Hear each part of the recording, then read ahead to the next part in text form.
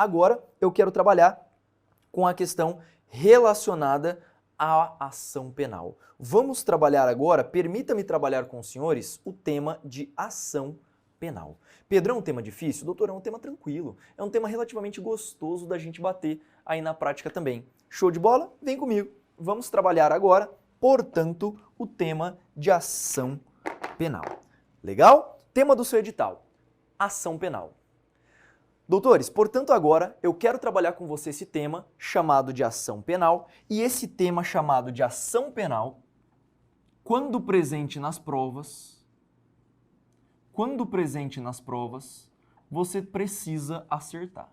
É um tema que não é difícil, é um tema que não exige tanto preparo do cara e é um tema que você precisa acertar, não é um tema difícil, é um tema que você consegue se ver bastante bem. Ok? Bacana? Ação penal. A ação penal, primeiramente, permita-me localizá-lo dentro do CPP, não é verdade? A ação penal é um tema que você encontra lá previsto nos artigos. Lá previsto nos artigos 20, você vai pegar lá, depois do inquérito policial, o 24, e vai até o artigo 62 do CPP. Então, esse tema, você vai perceber que a ação penal você encontra no CPP nesses dispositivos jurídicos. E é claro que quando eu costumo trabalhar com você esses temas, eu também cito a parte legal. Você tem que ler o dispositivo legal, obviamente, listado, doutor, no Código de Processo Penal. Beleza? Então, para nós estabelecermos um conceito de ação penal, eu quero trabalhar com você o seguinte, olha só. Conceito de ação penal. Quer ver? Doutor, a ação penal, ela será conceituada da seguinte forma, eu preciso agora contextualizá-lo em relação ao mundo um pouco mais moderno. Quer ver? Ação penal vem a ser nada mais, perceba, a ação penal vem a ser nada mais do que um direito. Doutor, o Estado, na sociedade mais moderna, ele usurpou de mim, o Estado usurpou o meu direito de fazer justiça com as próprias mãos.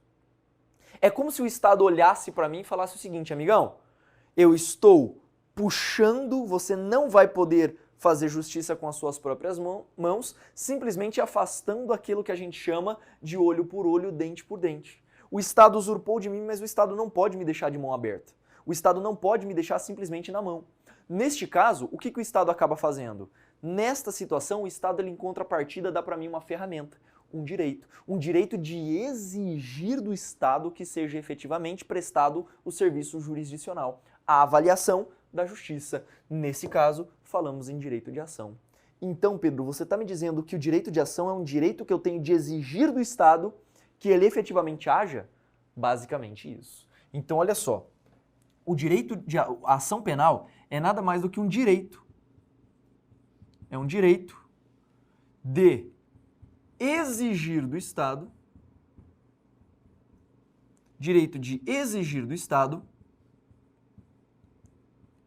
que ele investigue e puna. Até porque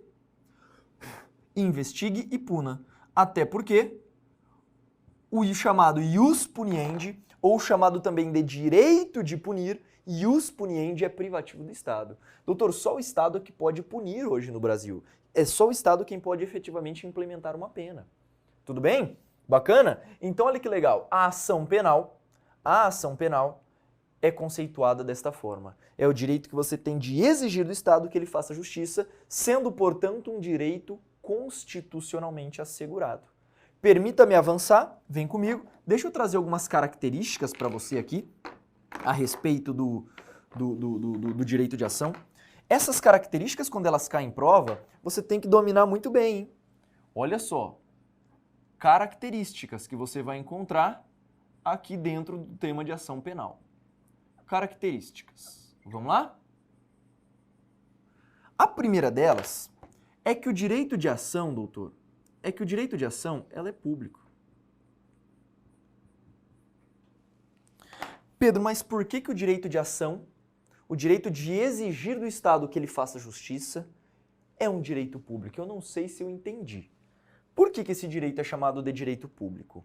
Doutor, esse direito é assim chamado justamente porque, ao estabelecer a publicidade desse ato, eu digo que toda e qualquer pessoa poderá exercê-lo.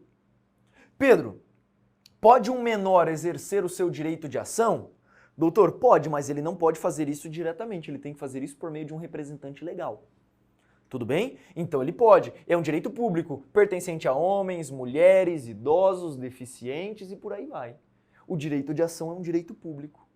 Tudo bem? 2. Segunda característica. O direito de ação, ele é subjetivo. Pedro, o que significa ser subjetivo o direito de ação? Significa que apesar dele ser público, você somente pode exercer se você for o sujeito titular de um bem violado.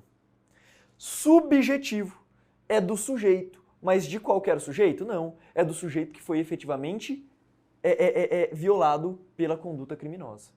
Deu para compreender? Por isso que ele é subjetivo. Apesar dele ser público, para você exercer o seu direito de ação penal, você precisa ser fragilizado, você precisa ser vítima de um crime. Tudo bem? Por isso que ele é chamado de subjetivo. Além disso, terceira característica da ação penal. Ele é um direito autônomo, doutor. Pedro, o que significa a ação penal ser um direito autônomo? Quer ver? Você, meu filho, é autônomo? Você que está aí na tua casa de boinha ou está em algum lugar estudando, você é autônomo? Autônomo é ser independente, meu amigo. Não depende de nenhuma outra coisa. O seu direito de ação pode ser praticado da maneira que você achar melhor. Ele é autônomo independendo de qualquer outra circunstância. Tudo bem? Ela independe de outros ramos, de outros direitos. Por isso que é chamado de direito autônomo, direito de ação. Em seguida, eu vou trabalhar que ele é abstrato. A ação penal também acaba sendo abstrata, portanto se trata de um direito abstrato. Pedro, mas por que esse direito ele é abstrato? Por que esse direito é abstrato? Doutor, esse direito ele é abstrato porque independe da sentença judicial. Ah, Pedro, agora eu não entendi mais nada. Quer ver? Você usou seu direito de ação para que a pessoa seja investigada. Então, você já exerceu o seu direito. Só que lá na frente o juiz absolve o cara. Você fica puto porque não aconteceu o que você queria. O cara era para ter sido condenado, mas o cara foi absolvido. Nesse caso, significa que foi violado o seu direito de ação, doutor? Só porque não foi cumprida a sua vontade? Não. A sua vontade, o seu direito de ação foi exercido, embora o resultado não tenha sido o almejado. Deu para entender? Isso é ser abstrato. Significa que o seu direito é exercido independentemente da decisão judicial. Tudo bem? E quinta característica e última, que vem a ser instrumental.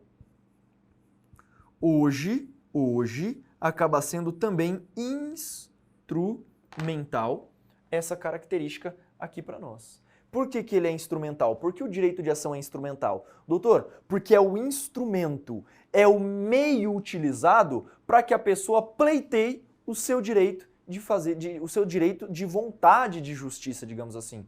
Se você quer entrar contra alguém na justiça, em tese na esfera penal, dependerá, claro, desses requisitos, mas é a forma que você tem de exercer o seu direito. Ele é instrumental, ele é meio para que se atinja um fim. Bacana? São as 5 características aqui para nós importantíssimas no que diz respeito à chamada ação penal. Superamos, portanto, doutor, os conceitos mais introdutórios da matéria. Tudo bem? Esse direito de ação penal, quando você estuda na prática ele um pouco mais pormenorizadamente, doutor, você vai perceber que ele pode ser classificado. É por isso que eu estabeleço um conceito, as características e agora eu pretendo entrar com você nas modalidades. Vamos lá? Modalidades. Modalidades de ação penal. Pedro, o que eu tenho que saber a respeito das modalidades? As modalidades caem demais? Doutor, eu diria que cai, sabe por quê? Porque, infelizmente, esse tema não é um tema, apesar de isolado no CPP, exclusivo de ação penal. a questão das modalidades de ação penal é tema recorrente em inquérito policial e em prisões. É por isso que você, que muitas vezes vai prestar um concurso que tem esses dois temas de maneira destacada no seu edital, precisa dominar muito bem essas modalidades, inclusive as condições que eu vou trabalhar com você a partir de agora. Se a banca te perguntar, qual é o norte da classificação das ações penais? Qual seria o critério utilizado na classificação ou no estabelecimento das modalidades de ação penal? O que você diria para a banca? Se for uma prova oral, doutor, o que você diria? Quer ver? Olha que interessante. Quando você trabalha com as modalidades, o norte que você tem é o titular da ação. Aqui, para você estabelecer quais são as modalidades, você precisa entender quem é o titular daquele direito de ação. Olha que interessante. Então, as modalidades variam de acordo com o titular do direito de ação. E eu falei para você que em processo penal existem dois titulares do direito de ação. Um deles é o MP, que, pela leitura do artigo 129, inciso 1º da Constituição, hoje no Brasil é o titular privativo da ação penal pública. Isso de um lado. Então, Pedro, você está me dizendo que nos crimes de ação penal pública, o MP é o titular privativo do direito de ação? É exatamente isso. Enquanto do outro lado, nós temos os particulares, os prestadores da queixa-crime. Portanto, queixador, não, querelante. Ok? O querelante vem a ser o polo ativo nos chamados crimes de ação penal privada. Tudo bem? Então vamos colocar isso porque isso é importantíssimo aqui para nós. Modalidades de ação penal. Primeira delas, existe a ação penal pública e você acabou de ver comigo que a titularidade da ação penal pública é de um órgão chamado Ministério Público. E esse Ministério Público, a ele foi atribuída pela própria Constituição privativamente o chamado direito de ação. Então o MP é o titular privativo da ação penal pública. Esta é uma primeira classificação, mas eu preciso ir além, eu preciso aprofundar porque isso não é suficiente para a sua prova. Você verá, doutor, que a ação penal pública é uma ação penal lastreada por vários princípios de interesse público. Isso é importante dizer, vários princípios de interesse público. Enquanto a ação penal privada, olha só, enquanto a ação penal privada, quem é o titular é o querelante. É o querelante. Olha que interessante. Na ação penal pública, o titular é o Ministério Público. Na ação penal privada, é o querelante. Pedro, mas quem é essa figura que você chama de querelante, doutor? É quem prestou a petição inicial, que nesse caso é a queixa-crime. Olha que interessante. Na ação penal pública, a petição inicial, o que dá início ao processo é uma coisa que nós chamamos de denúncia. Sabe aquele vizinho que olha para você e fala assim, eu vou lá na delegacia te denunciar. Você fala assim, por acaso você é membro do Ministério Público para entrar com a denúncia? Doutor, denúncia é a petição acusatória inicial dos crimes de ação penal pública. Só quem faz denúncia é quem? Membro do MP. Percebeu? O MP, convencido dos fatos de autoria e materialidade, prestará a denúncia para o juiz, que pode aceitá-la ou não. Olha que interessante. Então, denúncia é um documento. É um documento que necessariamente quem faz é o MP, ninguém mais. Você não presta a chamada denúncia. Pedro, mas e a denúncia anônima? Pois é, a denúncia anônima não é bem uma denúncia. Tudo bem? Tanto é que você faz anonimamente. Ok? Então, a ação penal pública é aquela titularizada pelo MP, a qual é iniciada perante uma denúncia. Enquanto aqui embaixo, na ação penal privada,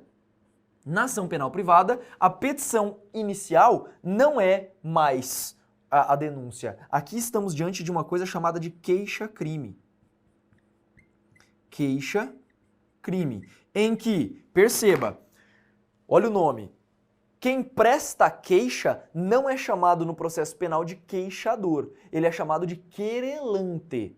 Então, querelante é quem presta, é a vítima do crime ou seu representante legal que presta a queixa-crime. contra uma pessoa supostamente agressora, chamada de querelado. Tudo bem? Então existe o querelante e o querelado. Na ação penal pública existe o denunciado, chamado de acusado futuramente, e também o ofendido. Tudo bem? Bacana? Então olha que interessante. Ação penal pública, denúncia. Ação penal privada, queixa-crime. Esta denúncia, doutor, pode ser usada em 3 tipos de crimes. Na verdade, em 2, que a gente vai ver que se bifurcam, não é? A denúncia, ela será prestada em 2 tipos de crimes. Crimes de ação penal pública incondicionada. Ação penal pública incondicionada. Então a denúncia, ela deflagra o processo de um crime de ação penal pública incondicionada ou até mesmo um crime de ação penal pública condicionada a 2 coisas. Condicionada, perceba agora, à requisição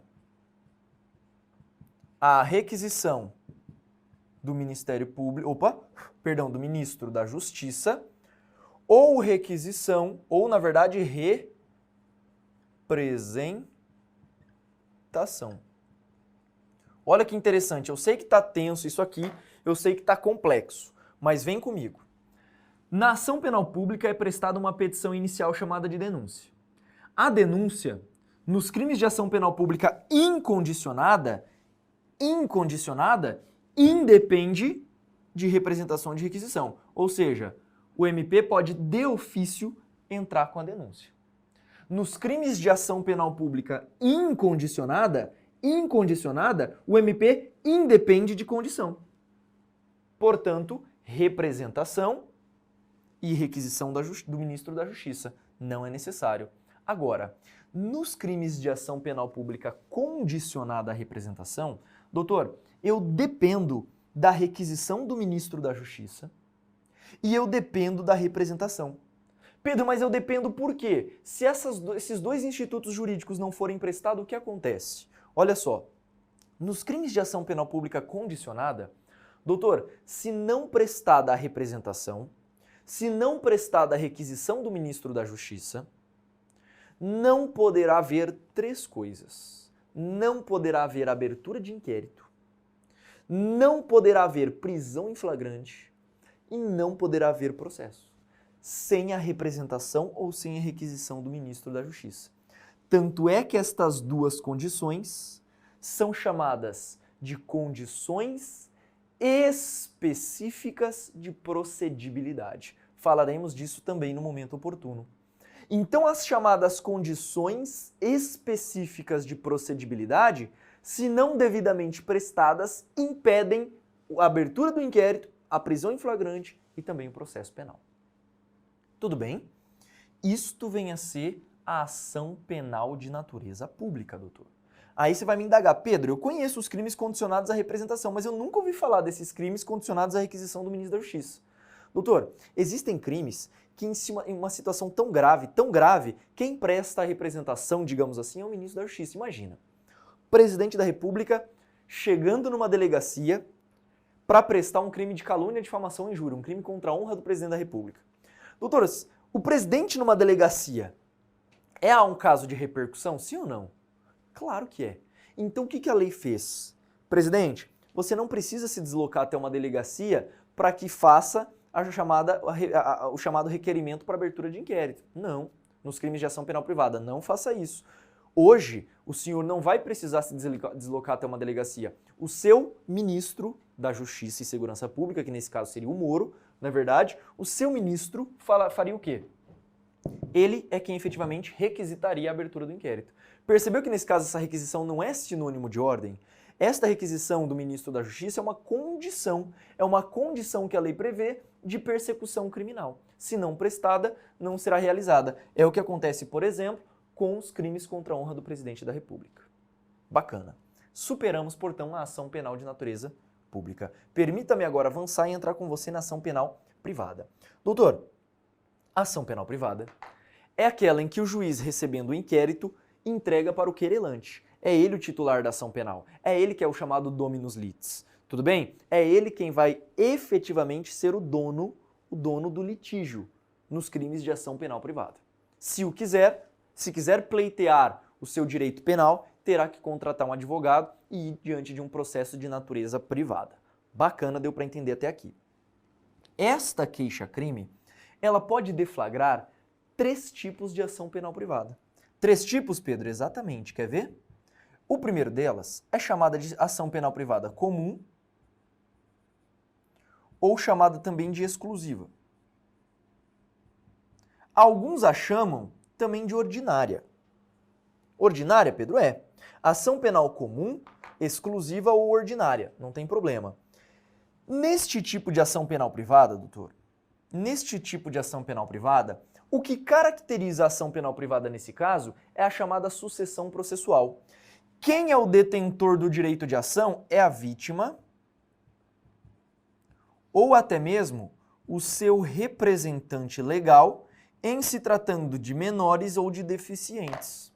Tudo bem? Então, neste caso, é a vítima ou seu representante legal que, na ausência ou morte de cada um deles, o direito decai para aquilo que a gente chama de CAD. Doutor, presta atenção. Vítima ou representante legal nos crimes de ação penal comum, ação penal privada comum ou exclusiva, são os detentores do direito de ação. Só que se declarados ausentes ou sobrevier à morte, este direito será passado para o cônjuge ascendente, descendente ou irmão. Deu para entender? Para o cônjuge ascendente, descendente ou irmão. Neste caso, falamos em sucessão processual. É isso que você tem que tomar muito cuidado aqui na prática. Tudo bem? Isto é ação penal privada comum ou exclusiva. Avança aqui comigo. Agora, permita-me entrar com você na ação penal privada personalíssima. Cara, essa aqui é foda. Essa não é todo mundo que domina. Personalíssima. Pedro, como assim essa não é todo mundo que domina? Doutor, a ação penal privada, em alguns crimes, ela é tão grave, mas tão grave em relação única e exclusivamente à vítima, que a lei deu apenas à vítima o direito de entrar com a ação penal privada. Ela atinge a vítima de tal forma que esse direito sequer vai para sua família. Fica só para a vítima. Pedro, mas qual seria esse caso tão grave assim em concreto? Doutor, sabe qual que seria esse caso? Artigo 236 do Código Penal. Induzimento de erro em casamento. Imagina, você tem uma doença gravíssima. Né? Imagina que você tem uma doença gravíssima e você não conta para o seu futuro cônjuge. E aí, espera casar, depois que você casa, você pega e conta aquela doença. Doutor, essa porra não pode.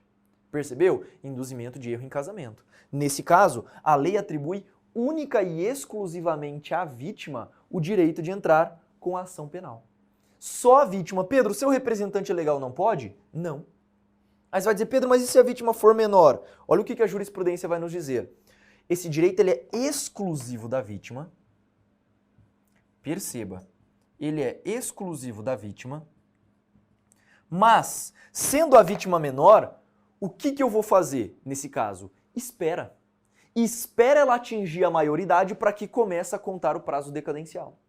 Percebeu? Então, esse prazo ele será parado e esta vítima ela poderá, nesse caso em concreto, pleitear o seu direito depois que atingir efetivamente a maioridade.